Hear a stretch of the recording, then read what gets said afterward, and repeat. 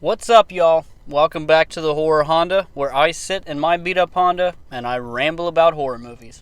And today, we are rambling about Abigail. And this is a film that just got a wide release to theaters, and it tells the story of a group of criminals that kidnap a gal, and they go board up in a house, lock it up, and they gotta wait it out. And while they're waiting it out, some shit starts going haywire.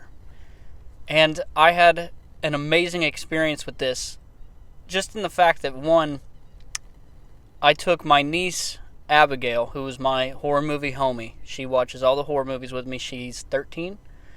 And I've introduced her to horror years ago, and I kind of show her different stuff, and she loves Scream and different things. And it was a really cool experience to be able to take her to her first rated R movie in theaters. I got to be the cool uncle. It's like we're doing something we're not supposed to be doing.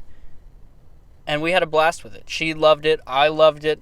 We got to have that cool experience together, and she was enthralled by it. So that's going to bump my liking of this movie up just because of the pure environment that I was in. But taking that aside and taking that out of it, this movie, while this is a spoiler, not a spoiler, you can, if you see the trailer, you'll know this, but this is a vampire flick, and I'm not opposed to vampire films, but I'm not a vampire guy by any means. I've seen The Lost Boys, the old Nosferatu in theater, I saw that, and this movie. I've never seen From Dusk Till Dawn, I've never seen, what's that other one, Near Dark, Fright Night. It's just never been a thing that has piqued my interest, and not something I was introduced to as a kid. So as an adult, it's never really been a genre that I care for.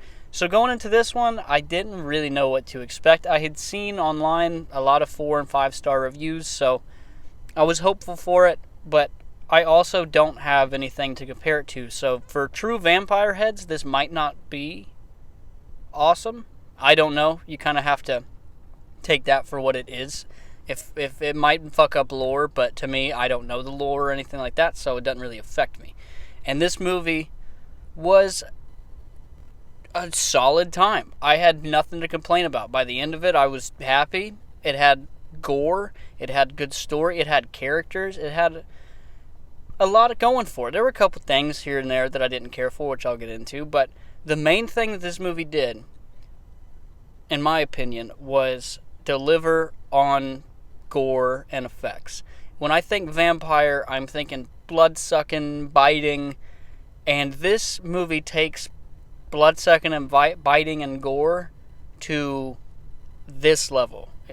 As far, I don't know, other vampire movies might be different. Maybe they are all that aggressive. But this one is just buckets of blood and guts and brains and all kinds from start to finish. This movie pulls no punches, and it really looked well, especially seeing it in a big theater. I think this movie was perfect for a big theater. You get the ambiance, you get the full screen visuals, and they held up perfectly. This put a new terror to vampires. They've never been something that freaks me out, never been my thing, never cared. This one will fuck you up. That one was creepy. That is more terrifying than the I want to suck your blood when I think of vampires. This one, they're not cool like the Lost Boys with glasses where you want to go hang out with Sutherland. This is just bare bones, brutal, vicious vampire.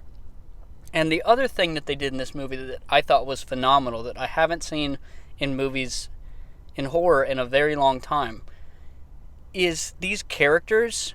You're in this kind of crime gang. These characters, you like every one of them, even if they're not likable. You know something about them. You're vested in them being alive. You're vested in them getting out of here. They're not just cannon fodder thrown around people or lazy characters. And I see that with a lot of movies here recently that, yes, they have backstories, but you don't really give a shit. They're kind of throwaway. With this one, each character has their quirk. Each character has their own reason to be there. And even the dislikable ones, you still find a charm in them that you want to see them get through this. And I really liked that they actually built up their characters. And they built up the people. They weren't just people getting thrown to a vampire. They are people that you actually care for and want to see. And as far as like a mixed goes, now this was just me. My niece didn't see this, but I did. There was a point about 5-10 minutes in to this film where a character says something, and I realized immediately, oh, this is what they're doing. I will say at the very end there is a final twist that you don't see coming, but there's a line that they say that in a 30-40 minutes becomes a pivotal plot point reveal, where it's supposed to be like a oh shit moment. I had no idea, but I called it as soon as they said it. I leaned on my niece and I said, this is what's going to happen, and I fucking nailed it. And so the whole time I'm watching the movie, it was cool, it was great, but I knew what was going to be tossed out there as the reveal, and my niece did not see it coming. It blew her mind. She, oh my god. I was like, yep. I saw it coming. It didn't really affect my viewing experience. It would have been a better experience had I not, I guess, called it. But again, at the end, you're going to get another twist and turn and direction that you're not going to, I doubt that you'll see coming. It wasn't a twist that's so grandiose that it's ridiculous and you're like, you gotta be fucking kidding me. And it's not one that's so subtle that it doesn't matter. It was a good twist. It was a good film. And that's really the only negative. And the very last 2 minutes I felt was unnecessary. I don't think it mattered at all. I'm not going to spoil it or nothing, but it didn't do or add anything to the film. It was just there. It seemed kind of shoehorned in. You could have either built more into that during the movie or just completely eliminated it, in my opinion. But I think the acting was amazing, which made the characters awesome because you actually believed them, felt for them, likable or not, you wanted them to get out of this situation because they were humanized. The gore was great when you think vampire, and it's got a lot of creepy imagery, atmosphere, movements. It was a very unique style, and as, again, not a vampire head, for you vampire people, it might be a piece of shit film. It might not hold up to the lore. It might be a slap. I don't know. But for me, as someone who's an outsider, just likes horror, never really been a vampire subgenre guy, great time with it. I wouldn't say it's for, like, I took my junior high niece, but she's used to horror and guts and gore and all that stuff, so that's up her alley. If you're not into gore and things like that, definitely skip this movie. But it was a quick, nice, strong watch. Rewatch value is very high. I 1000% would have a movie marathon and throw that in there. And it honestly, it vamped me up to want to go check out more vampire films like the ones I've missed. Fright Nights, Near Dark, all these ones. Because it showed a side that, again, all I think is Dracula. This showed that maybe there's some more original ideas or different or more brutal vampires out there. So if there's any you suggest that I check out, put them down below, because I kind of want to go revisit this subgenre and see what I think. But all in all, great film. I had an amazing time. I recommend seeing it in theaters. I think this is one that the theater really does add a lot to it with soundscapes and visuals and stuff. Go check it out. Even if you're not a vampire guy, you might like this one.